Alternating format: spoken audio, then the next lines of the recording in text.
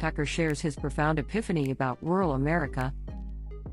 Tucker Carlson discussed a number of topics during a recent speech in Budapest, but nothing was more profound than a realization he had about rural America. 4 years ago, I moved with my wife and some of our many children outside of a city where I had lived most of my life, Washington, D.C., to a rural area. And the very first thing I noticed when we left the city was every time you would stop and do something, whether it was, go to the store to get something to drink, go buy food, go to the post office, the very first thing that would happen is someone would talk to you. In rural America, we believe in knowing our neighbors and looking out for one another. The only way to do that is to talk with one another face to face. Do you know what talking is like to a person? It's different from texting. People speak and you look at their faces when they talk.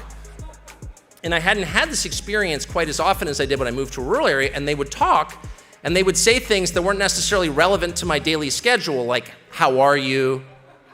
How are your dogs? Stuff like that. And my first instinct was, man, I gotta go. I've got texts to do. I have a lot of emails to return. I don't have time to talk to this person. And I'd feel jittery, like you're getting in the way of my schedule by making human contact with me.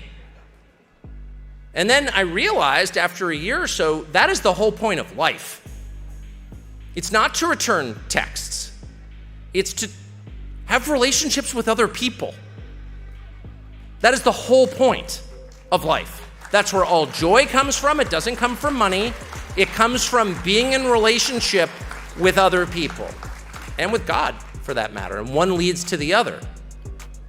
We were meant to have relationships with God, with family, with friends, with other human beings.